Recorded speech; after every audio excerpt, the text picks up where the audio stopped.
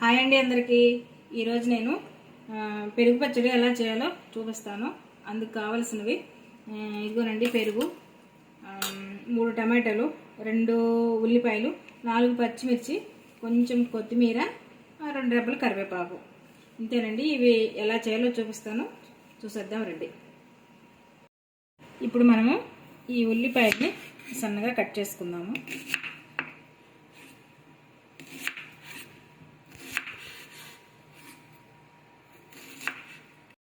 పచ్చిమిర్చి, టొమాటో కూడా కట్ చేసేసుకున్నామండి. ఇప్పుడు అన్నీ ఇలా కట్ చేసుకున్నాం కదా, ఇప్పుడు ఎలా చేయాలో చూపిస్తానండి. ఇప్పుడు మనం ఈ పచ్చి ఉల్లిపాయలు ఉన్నాయి కదా, ఇవి పెరుగులో ఇలా కలిపేసుకోవాలండి. ఈ టమాటో, పచ్చిమిర్చి ఇవి మాత్రమే తాలింపులో వేసుకోవాలి. అప్పుడే మనం తినేటప్పుడు ఉల్లిపాయ తగులుతుంది కదా, టేస్ట్ చాలా బాగుంటుంది. నేనైతే అలాగే చేస్తానండి, మీరు ఎలా చేస్తారో తెలీదు.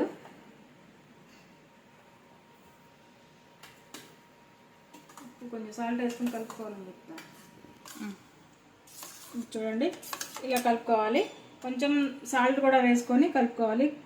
కొంతమంది పసుపు కూడా వేస్తారండి ఇలాగే, కానీ నేను అలా వేయను, నేను తాలింపులో వేస్తానండి పసుపు. రెడీ. ఇదిగోనండి, ఇలా మూకుడు పెట్టుకొని ఆయిల్ వేసుకోవాలి.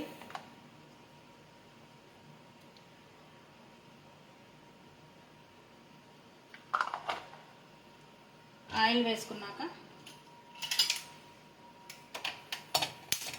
స్టవ్ ఆన్ చేసుకోవాలండి.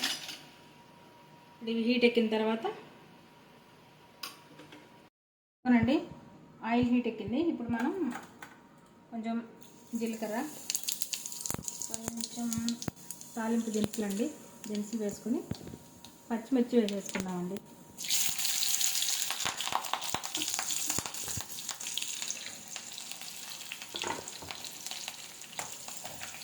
ఇది కొంచెం వేగిన తర్వాత టొమాటో వేసుకున్నాం.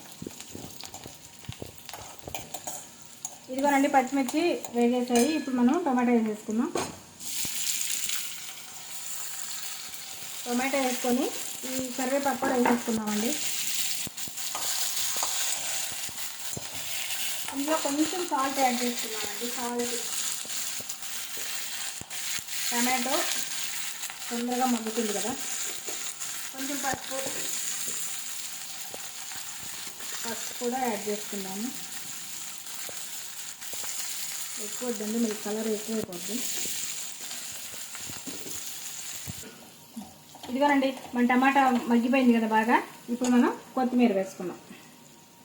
కొత్తిమీర వేసుకున్నాక స్టవ్ ఆఫ్ చేసుకుందామండి. కొంచెం చల్లారిన తర్వాత పెరుగులో కలుపుకుందాము, లేకపోతే పెరుగు విరిగిపోతుందండి. ఇదిగోనండి, చల్లారిపోయింది. ఇప్పుడు మనం పెరుగులో కలిపేసుకుందాం.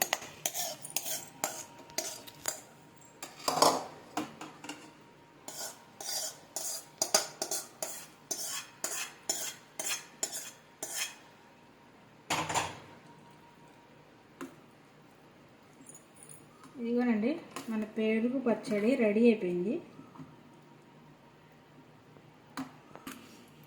ఇదిగోనండి, మన ఉల్లిపాయ టమాటో పెరుగు పచ్చడి రెడీ అయిపోయింది.